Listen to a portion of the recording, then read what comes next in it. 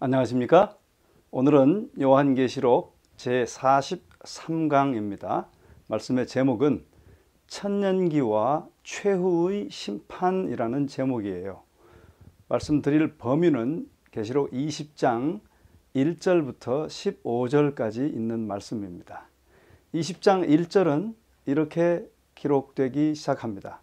또 내가 보매 천사가 무저갱의 열쇠와 큰 쇠사슬을 그의 손에 가지고 하늘로부터 내려와서 라고 기록합니다. 이제 이 장면에서 요한은 무저갱 열쇠와 큰 쇠사슬을 가지고 하늘에서 내려오는 한 천사를 봅니다. 여기서 열쇠와 사슬은 상징적으로 이해되어야 합니다. 즉 그 천사는 하나님의 모든 능력을 입고 내려와 용, 곧 옛 뱀이요 마귀요 사단을 사로잡는 것을 의미하고 있습니다. 여기서 사단의 신원은 계시록 12장 9절에서 사용된 동일한 용어에 의하여 밝혀지는데요. 그 12장에서 사단은 하늘에서 땅으로 쫓겨난 자로 묘사되었었습니다. 그러나 이 20장에서는 무저갱에 감금되는 것으로 묘사됩니다. 그의 손에 상징적 사슬을 가진 천사는 사단을 1000년간 결박합니다. 그것이 그 다음 절에 기록되어 있어요. 2절 용을 잡으니 곧 옛 뱀이요 마귀요 사탄이라 잡아서 1000년 동안 결박하여 라고 기록하고 있습니다. 그리고 그 천사는 사슬에 묶인 사단을 무저갱에 던져 넣어 잠그고 그 위에 인봉한다라고 3절에 기록되어 있어요.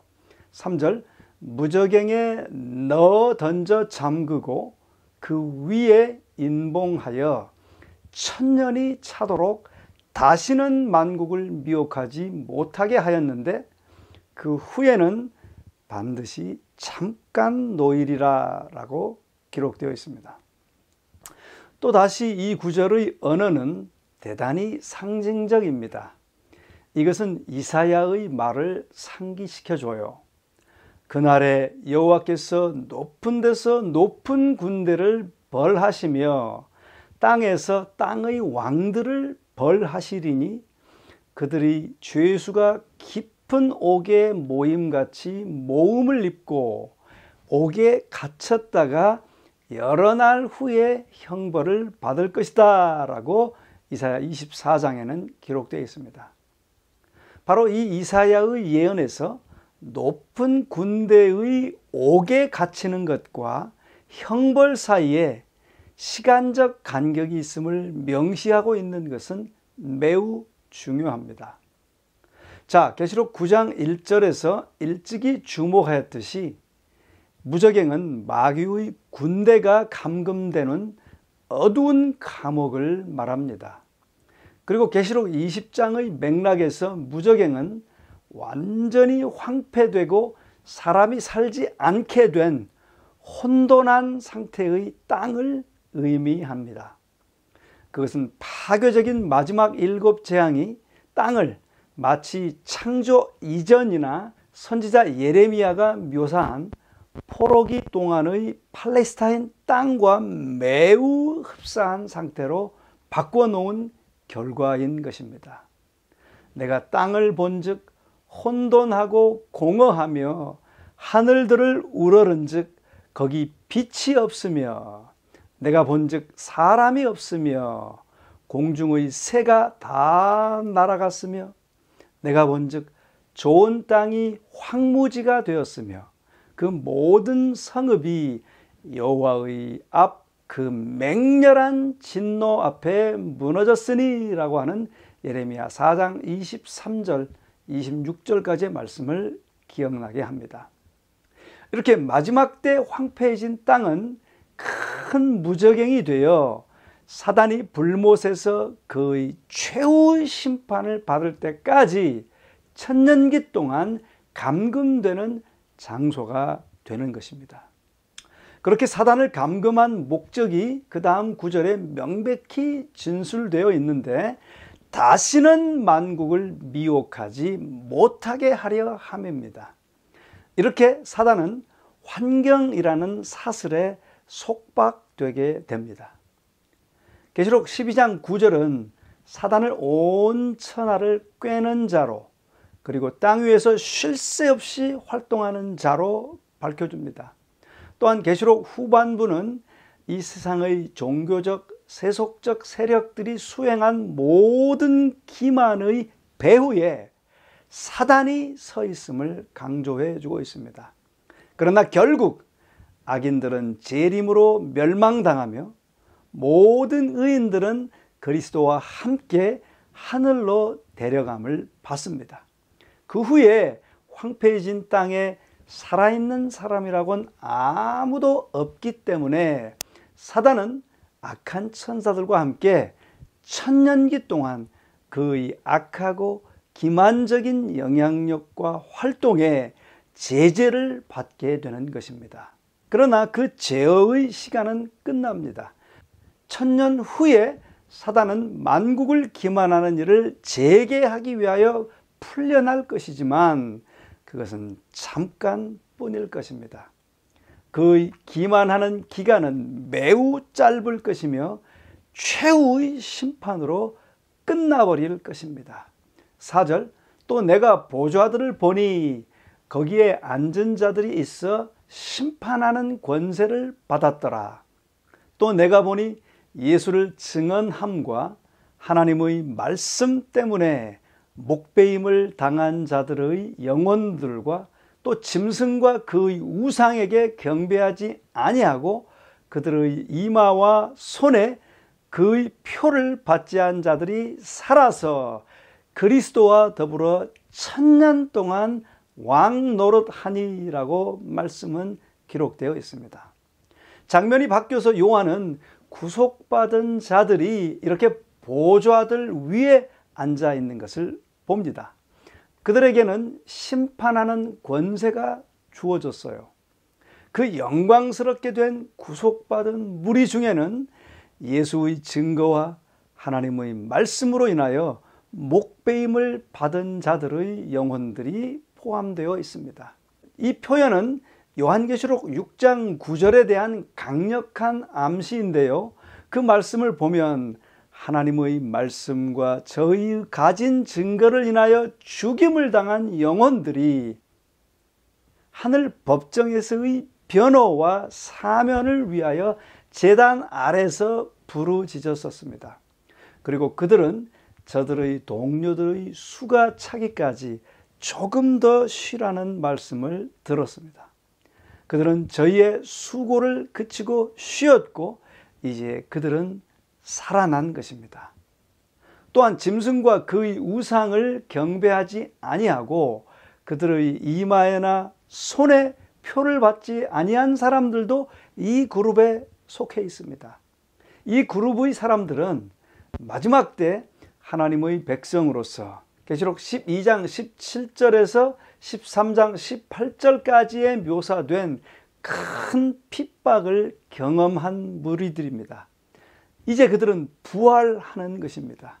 그리고 살아있는 성도들과 함께 하늘로 데려감을 받습니다. 이곳에서 이들 모두 이제 그리스도와 함께 천년 동안 왕 노릇하는 것입니다. 요한은 이것이 첫째 부활로 인한 것임을 강조합니다. 20장 5절에 보면 그 나머지 죽은 자들은 그 천년이 차기까지 살지 못하더라. 이는 첫째 부활이라 라고 말하고 있습니다. 이 부활은 분명히 재림시 곧 천년기가 시작될 때 일어나는 사건입니다. 바로 이 시각에 사단은 사슬에 묶이고 감금되는 것이죠. 그러므로 이 구절의 성도들의 통치 기간, 즉 1000년은 사단의 감금 기간과 맞먹습니다. 그 나머지 죽은 자들은 그 1000년이 차기까지 살지 못하더라 라고 말하는 여기에 언급된 그 나머지 죽은 자들은 즉 악인들을 의미합니다.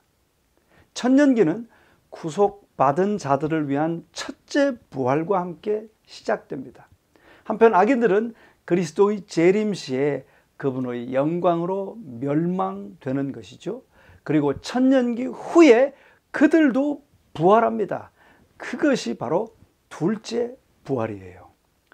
6절, 이 첫째 부활에 참여하는 자들은 복이 있고 거룩하도다. 둘째 사망이 그들을 다스리는 권세가 없고 도리어 그들이 하나님과 그리스도의 제사장이 되어 천년 동안 그리스도와 더불어 왕노릇하리라 라고 기록하고 있습니다. 이 첫째 부활에 참여하는 자들은 복이 있고 거룩하다라고 선언되었습니다. 이 첫째 부활에 참여하는 자들의 세 가지 복을 우리가 정리해 볼 수 있는데요. 첫째, 그들은 둘째 사망에 속하지 않기 때문에 복받은 것입니다. 레드라는 신학자가 말했듯이 둘째 사망은 악인들이 불못에서 경험하는 영원한 사망입니다. 이 20장 6절은 서머나 교회의 이긴 자들에게 주신 약속, 곧 둘째 사망의 해를 받지 아니하리라는 약속을 상기시켜 줍니다. 자, 두 번째로 이 첫째 부활에 참여하는 자들이 복되고 거룩한 이유는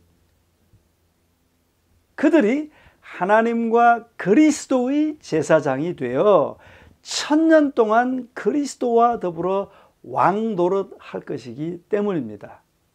하나님의 백성 개개인은 구원을 통하여 왕들과 제사장들이 됩니다.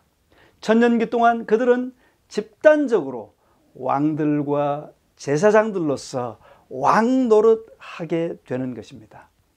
이기는 자들에게 그분의 보좌와 함께 앉게 해 주시겠다는 그리스도의 약속이 계시록 3장에 기록된 그 약속이 바로 여기서 성취되는 것입니다.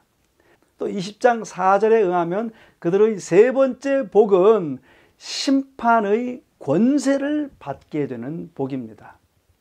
예수님은 당신의 제자들에게 당신께서 자기 나라에서 영광의 보좌에 앉으실 때 그들도 12 보좌에 앉아 이스라엘 12지파를 심판하게 될 것이다 라고 말씀하셨었습니다.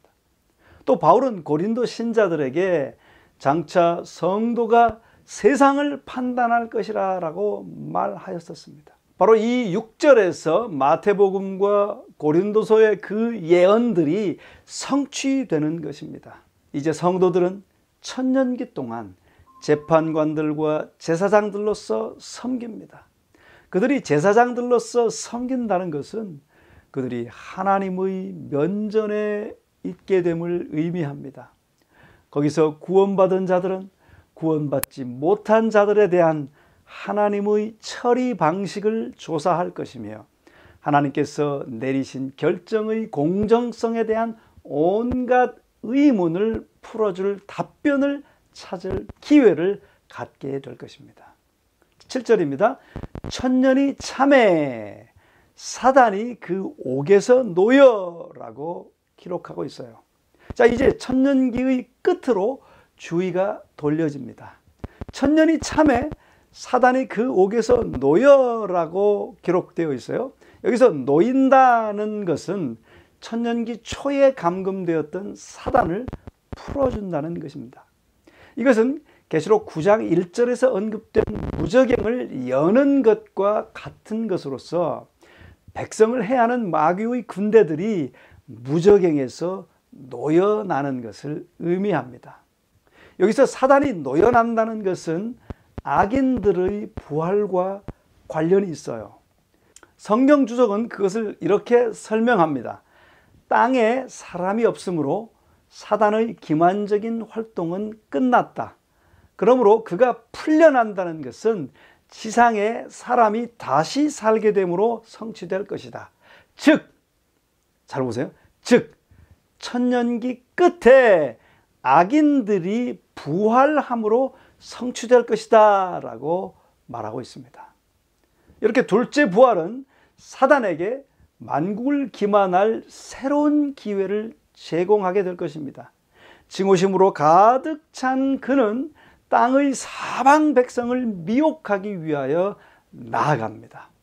8절, 나와서 땅의 사방 백성 곧 곡과 마곡을 미혹하고 모아 싸움을 붙이리니 그 수가 바다의 모래 같으니라 라고 기록되어 있습니다.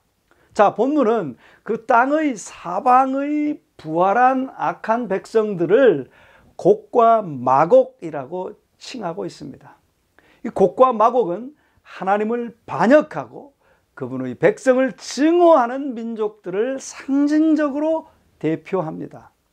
이 사상은 에스겔 38장 39장에서 가져온 사상이에요. 자, 사단은 이제 곡과 마곡의 민족들을 마지막으로 한 번 더 모아서 하나님을 대적하는 전쟁을 벌입니다. 그 사단의 지휘 아래 모인 무리의 수가 바다 모래와 같다라고 서술되어 있습니다. 자, 그렇지만 어떻게 될까요? 9절을 보세요.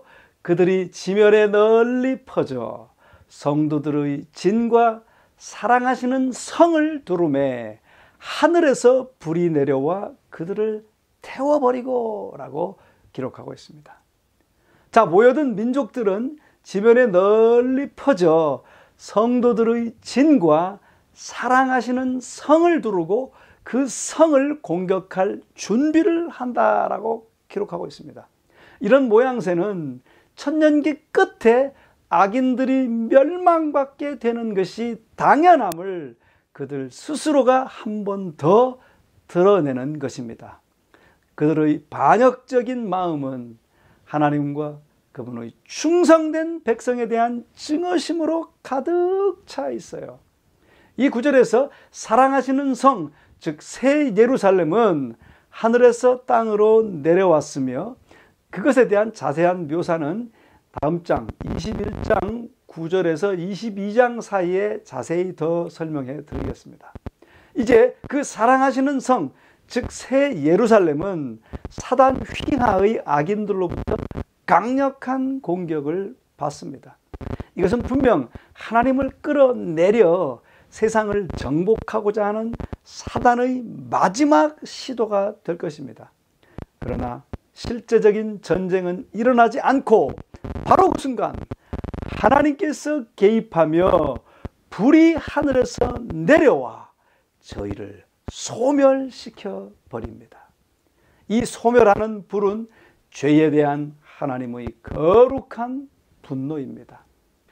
그리스도를 믿지 않은 자들은 사단의 기만적 속임수를 깨닫게 될 것이지만 이제 그때는 너무 늦을 것입니다. 그들의 마지막 최후의 멸망은 여기서 간략히 언급되었을 뿐이고 더 자세한 것은 조금 후에 11절부터 15절 사이에 자세하게 설명하고 있습니다. 자, 10절, 또 그들을 미혹하는 마귀가 불과 유황 못에 던져지니 거기는 그 짐승과 거짓 선지자도 있어 세세토록 밤낮 괴로움을 받으리라 라고 기록하고 있습니다. 만국을 미혹한 사단은 이제 패배하여 짐승과 거짓 선지자의 운명과 같은 처지로 불과 유황 못에 던져집니다. 여러분, 십자가와 승천 이후에 그리스도께서는 사단을 제압하셨습니다. 그러나 사단은 비록 하늘에서 패하였을지라도 여전히 땅에서 나름대로 통치를 계속하였어요. 그러나 천년기 이후에 이제 그의 완전한 패배는 확실한 것임을 이 구절은 묘사해 주고 있습니다. 하나님께서는 사단과 타락한 천사들을 재림시에 멸하지 않으신다. 오히려 그들에게 1000년의 기간을 주셔서 하나님을 대적하여 싸운 결과에 대하여 그분의 법을 거스른 반역에 대하여 그리고 그들의 죄에 대하여 생각할 수 있게 하신다라고 언급한 조엘 바디나의 이 귀한 언급은 매우 주목할 만한 것입니다. 자, 이제 천년기 후에 모든 악의 창시자는 마귀와 그 사자들을 위하여 예비된 영영한 불에서 그 최후를 맞게 될 것입니다. 사단과 그의 동역자, 즉 짐승과 거짓 선지자들은 그 불못에서 세세토록 밤낮 괴로움을 받을 것입니다. 자, 이 부분의 표현은 계시록 14장 10절과 11절의 반복인데요. 그 구절들과 관련하여 우리가 일찍이 배웠듯이 성경에서 세세토록이란 말은 무한정으로 영원한 시간을 말하는 것이 아닙니다. 오히려 그것은 멸망의 결과가 세세토록 계속된다라고 하는 것입니다. 사단의 처벌은 돌이킬 수 없고 그를 따르는 자들은 그와 운명을 같이 하게 될 것입니다. 자, 이제 11절로 가겠습니다. 또 내가 크고 흰 보좌와 그 위에 앉으신 이를 보니 땅과 하늘이 그 앞에서 피하여 간데 없더라 라고 기록해요. 자, 그 전 절까지 사단의 멸망을 그린 후에 한편 또 요한은 악인들에 대한 최후의 심판의 장면을 여기서 묘사하고 있습니다. 요한은 크고 흰 보좌를 봅니다. 그가 그 위에 앉으신 자를 보니 땅과 하늘이 그 앞에서 피하여 간데 없었다라고 기록합니다. 그 보좌 위에 앉으신 분은 하나님 자신, 곧 심판자이십니다. 요한은 여기서 요한계시록에서 그가 반복적으로 해온 방식대로 하나님을 언급하고 있습니다. 사람들이 기도를 드리고 하나님이 베푸신 구원을 얻기 위하여 나갈 수 있었던 그 은혜의 보좌가 이제는 악인들에게 두려움의 대상이 된다는 것입니다. 하나님의 그 장엄한 임재의 영광 앞에서 땅과 하늘이 그 앞에서 피하여 간데 없다라고 이 구절은 기록하고 있어요. 즉 우주는 하나님의 그 장엄한 임재의 영광 앞에서 격변의 공포 가운데 자지러져 사라져 버렸다라고 묘사하고 있는 것입니다. 이것은 이사야의 예언을 상기시켜 줍니다. 너희는 하늘로 눈을 들며 그 아래의 땅을 살피라. 하늘이 연기같이 사라지고 땅이 옷같이 헤어지며 거기 거한 자들이 하루살이같이 죽으려니와 나의 구원은 영원히 있고 나의 의는 패하여지지 아니하리라 라고 기록한 그 말씀을 여기서 인용하고 있는 것입니다. 12절 또 내가 보니 죽은 자들이 큰 자나 작은 자나 그 보좌 앞에 섰는데 책들이 펴 있고 또 다른 책이 펴졌으니 곧 생명책이라. 죽은 자들이 자기 행위를 따라 책들에 기록된 대로 심판을 받으니라고 기록되어 있습니다. 자, 여러분, 참 엄숙한 장면이죠. 요한은 죽은 자들이 물온대소하고 그 보좌 앞에 서 있는 것을 봅니다. 이들은 사회의 각각 계층에서 온 많은 사람들이에요. 예외는 한 사람도 없습니다. 아무도 하나님의 심판을 피할 만큼 너무 위대하지도 너무 미미하지도 않습니다. 이 최후의 평가에서 공의가 슬며시 지나가는 일은 결코 없을 것입니다.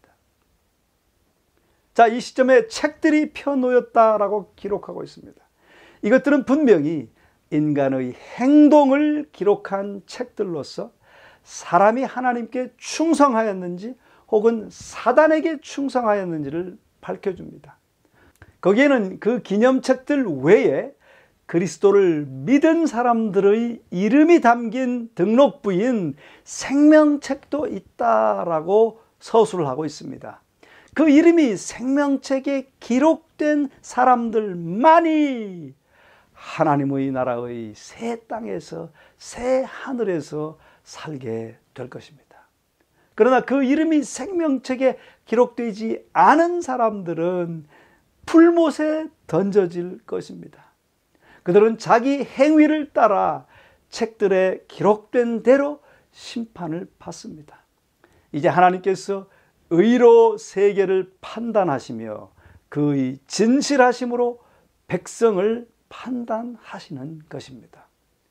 악인에게 내려지는 어떤 선고도 독단적이거나 편협되거나 불공평하지 않을 것입니다. 구원은 은혜의 기초에 이루어지는 반면 심판은 책들에 기록된 행위를 따라 이루어지게 됩니다. 바울은 하나님께서 각 사람에게 그 행한 대로 보응하신다라고 말했었습니다.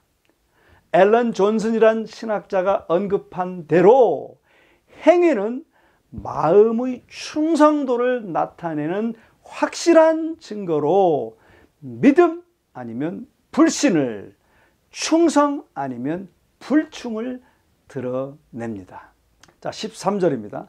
바다가 그 가운데서 죽은 자들을 내어주고 또 사망과 음부도 그 가운데서 죽은 자들을 내어주매 각 사람이 자기의 행위대로 심판을 받고라고 기록하고 있습니다. 참 얼마나 엄숙하고도 얼마나 놀라운 장면입니까? 사람들이 죽은 곳에 묻힌 곳에서 다 그 사람들을 다시 내어준다라고 하는 거예요. 그 심판은 세계적입니다. 바다가 그 가운데서 죽은 자들을 내어주고 또 사망과 음부도 그 가운데서 죽은 자들을 내어줍니다. 자, 여기서 요한은 그들이 어디서 어떻게 죽었든지 간에 죽은 모든 자들은 일으킴을 받고 심판을 받게 된다라고 엄숙하게 말해주고 있습니다. 악인들 중 어느 누구도 이 둘째 심판의 부활에서 제외되지 않을 것입니다. 모든 자들은 그의 행위대로 심판을 받게 될 것입니다. 사망과 음부도 불못에 던져지니 이것은 둘째 사망 곧 불못이라고 기록하고 있습니다. 여기서 불못은 문자적으로 영원히 타는 지옥이 아닙니다. 그것은 오히려 완전한 멸망을 묘사하는 은유적인 표현입니다. 이곳은 하나님을 거스른 모든 반역이 완전하고 그리고 궁극적으로 종결되는 장소를 말하는 것입니다. 심지어는 사망과 음부도 불못에 던져졌다라고 기록하고 있습니다. 이 말은 불못의 개념이 비유적으로 이해되어야 함을 의미해 주고 있어요. 우리가 계시록 1장 18절에서 보았듯이 사망과 음부는 인간의 두 원수를 의인화한 것입니다. 이제 이 두 원수들은 심판을 받는 것을 의미해요. 사망과 음부가 심판을 받아 불못에 던져지니 이것은 둘째 사망 곧 불못이라고 기록하고 있는 것입니다. 둘째 사망은 이제 죽음의 끝을 의미합니다. 사망의 끝을 의미해요. 바울이 고대했던 것이 바로 이곳에 나타나 있는 것입니다. 맨 나중에 멸망받을 원수는 사망이니라 라고 고린도전서 15장 26절의 말씀이 바로 이 구절에서 성취됨을 말해주고 있습니다. 요한은 최후의 이 심판의 장면을 생명책에 기록되지 않은 모든 자들이 정죄를 받아 불못에 던져진다고 결론적으로 묘사하였습니다. 말씀은 그것을 이렇게 15절에 최종적으로 기록해요. 누구든지 생명책에 기록되지 못한 자는 불못에 던져지더라. 하나님을 반역하여 살았던 사람들은 그들의 주인인 사단과 함께 그 최후의 종말을 맞는 것입니다. 불못의 고통의 불길이 그들을 완전히 영원히 멸하게 될 것입니다. 말라기 4장 1절의 말씀처럼 그 뿌리와 가지를 남기지 아니할 것입니다. 그 뿌리는 사단이고 그 죄와 사망의 뿌리는 사단이고 그 가지는 그의 추종자들, 사망 또 죽음 또 그리고 악인들, 그 뿌리와 그 가지들 모든 것들이 남겨지지 아니할 것입니다. 그리고 이제 그 후 죄가 없고 사망이 없고 죽음이 없는 상태가 되어 영원히 이제 시작되게 될 것입니다. 사랑하는 여러분들이시여, 성경의 이 예언은 분명하고 명확합니다. 우리의 이름이 그리스도를 통하여 생명책에 기록되지 아니하면 이 불못에서 영원히 사루어지게 될 것입니다. 여러분들이시여, 어떤 결정을 내리시렵니까? 첫째 부활에 참여하시렵니까? 그래서 영원히 살 것입니까? 아니면 둘째 부활에 참여하여 영멸에, 불못에서 영멸당하는 것을 선택할 것입니까? 오늘 여러분들 첫째 부활에 참여하게 될 것을, 그리스도 예수님을 통하여 영원한 생명에 참여하게 될 것을 반드시 선택하게 되시기를 간절히 소원합니다. 기도하시겠습니다. 사랑의 아버지 하나님, 오늘 이 명확한 예언들을 통하여 첫째 부활에 참여할 것인지 둘째 부활에 참여할 것인지 우리 마음에 다시 한번 결심하게 하셔서 감사합니다. 그리스도 예수를 통하여 첫째 부활에 우리 모두 참여하여 영원한 생애를 살 수 있도록 지금 준비하는 우리 모두가 되게 해 주시옵기를 예수님의 이름으로 간절히 기도합니다. 아멘.